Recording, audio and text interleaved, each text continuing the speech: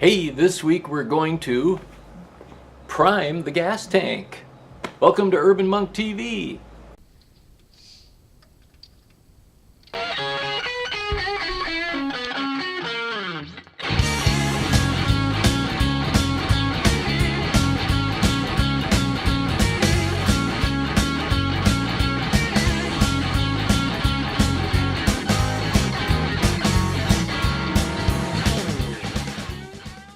So I've got this tank almost to where I'm ready to make the next leap to the next step of finishing, but you know, there's so many little spots that I've been giving my attention to that I missed one. I got one right here, and then there's a little spot back here, and you know, when I'm sitting on the bike, I'll be looking right down at this, and if this little indentation, it's just a little paint chip, if that little indentation is still there after I put the paint on, after all the work I've done, and let me tell you, there's hours in this, I'm just going to be disappointed. Do I want to mix up yet another batch of the Bondo, even, you know, a small one, and wait for this? No. I don't want to, but I'm going to, because to rush this now and to become impatient is really going to hurt down the road.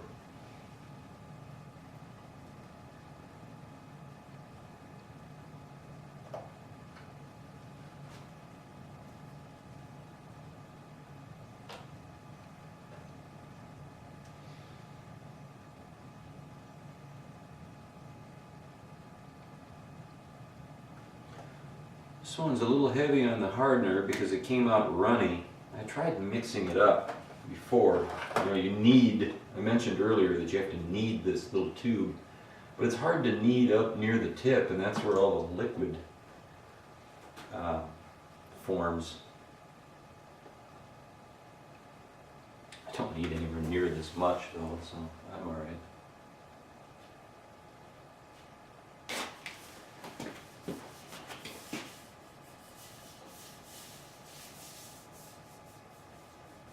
Oh, there's one.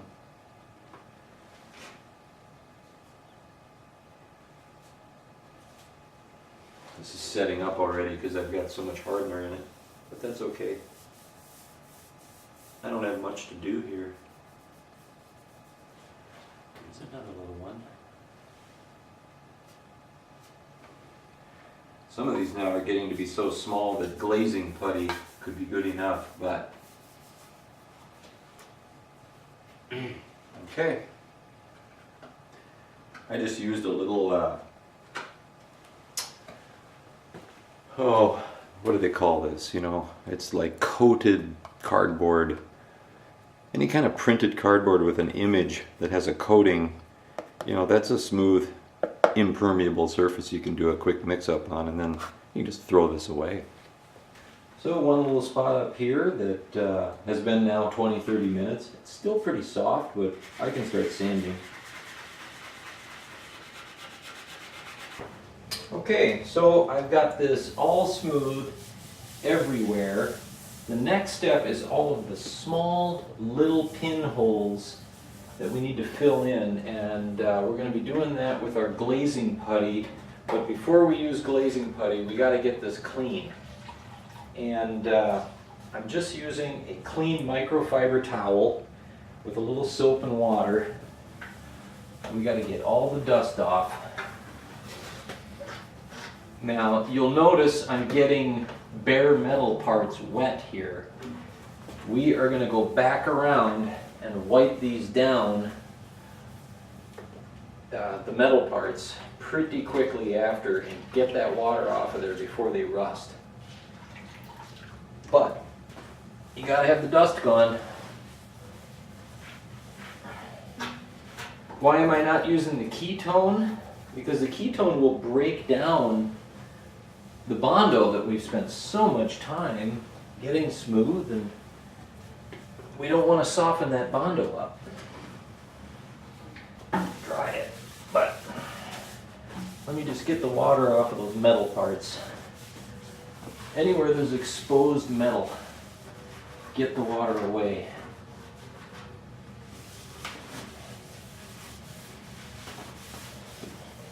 finally, glazing putty.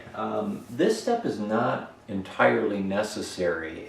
If you've done a really good job with sanding and you don't find a lot of pinhole spots, primer will fill in a lot of the really minor stuff, but I'm just going to use a tiny bit in some places. So, you know, here's a spot where there's the tiniest little dent there. And this putty, I'm just going to squeeze it right out onto the spreader. So just put a little bit on your spreader and use a firm pressure when you're putting this on to fill in these little spots. Yeah, that's it. Doesn't take much. This stuff is really thin and just fills in the tiniest little spots.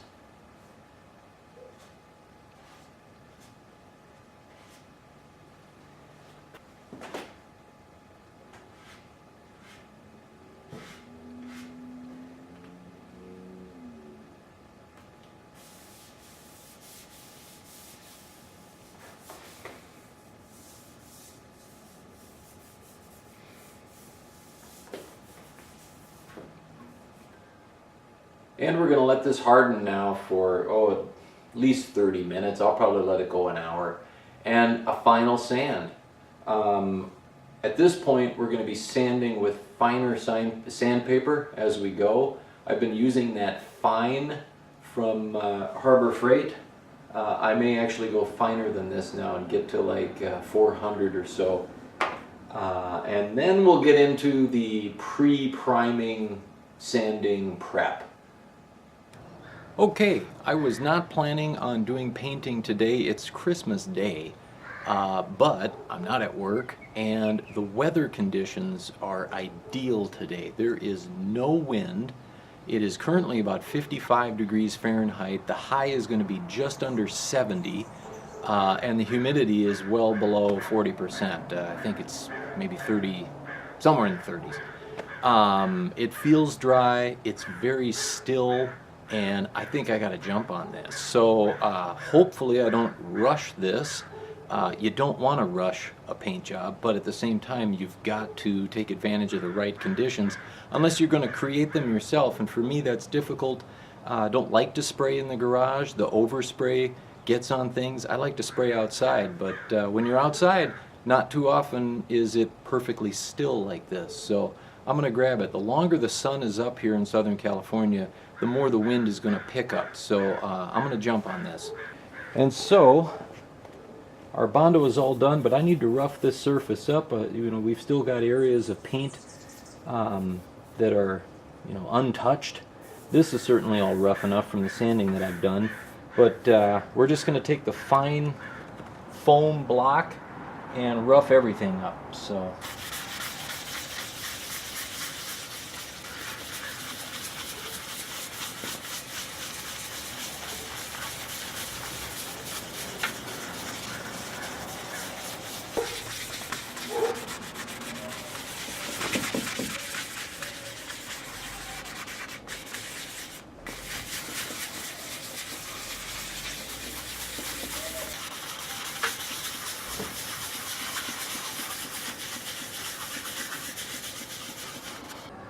okay, so we are rough all over.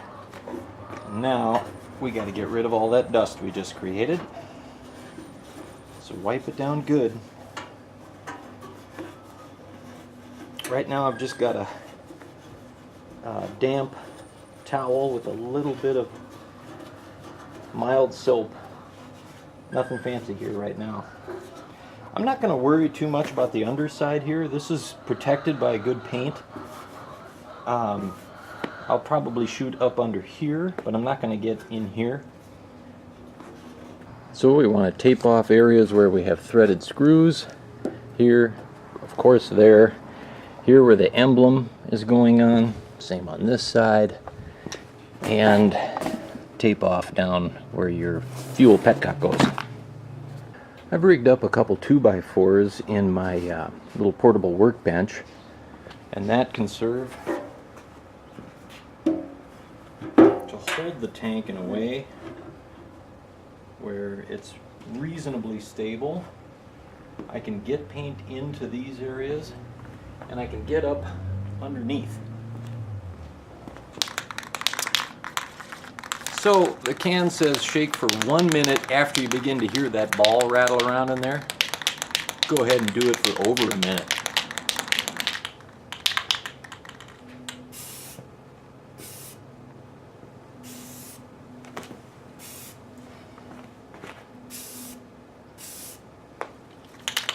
Thin, steady coats. So I've got a surface here, I've got a panel here, opposite on the other side. And then I think about, these two. I may just go ahead and hit these, but don't overdo it. Go thin at first.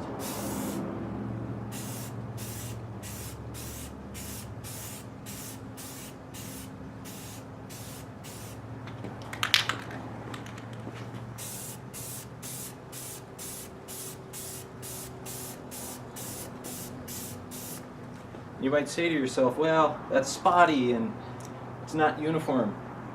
Don't worry, in the subsequent coats, that paint will lay down there.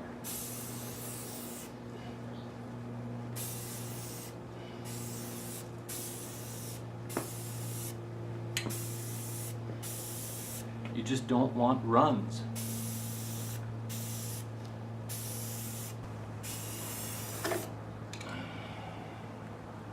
That's kind of an obstacle.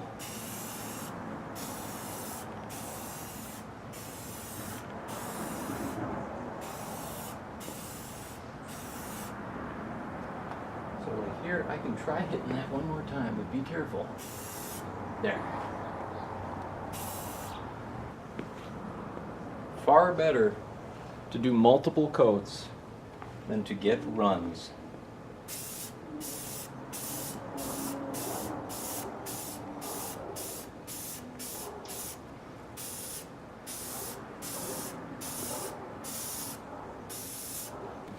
Okay, so dry and recoat times based on 70 degrees Fahrenheit, 21 degrees Celsius, 50% relative humidity. Allow more time at cooler temperatures. Dries to the touch in 15 to 30 minutes. To handle 1 to 2 hours. Fully dry in 48 hours. Apply a top coat or recoat. That's what we're doing right now, is recoating with the same thing. Well, that's what we're doing next. Within 1 hour or after 48 hours. So I've got within an hour to come back and do, I want to do 2 coats, or sorry, 2 more coats, 3 total of this automotive primer from Rust-Oleum. And so I'm going to give this at least, judging from humidity, temperature, blah, blah, blah, I'll give it 20 minutes and then hit it again.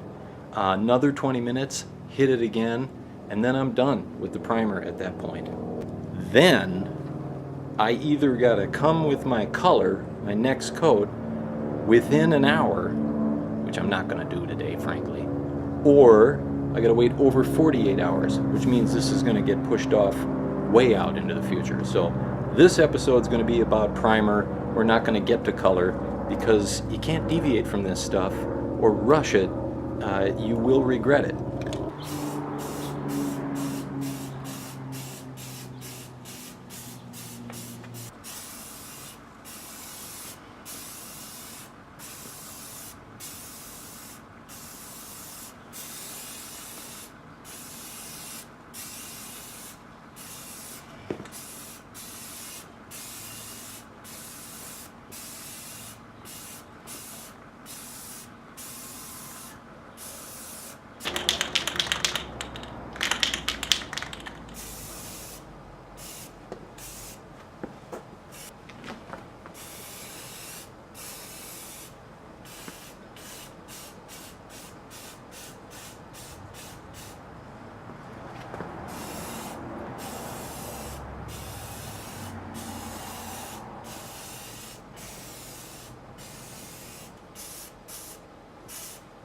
wind is starting to pick up a little bit, and I am feeling it.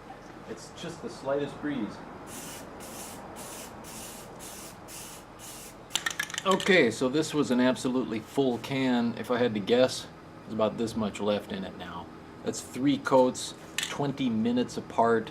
Temperature out here is about 60 degrees, low humidity, and of course, almost no air movement, but there is some. So the next step we're going to be doing here is to sand this primer and make this as smooth a coat as we can.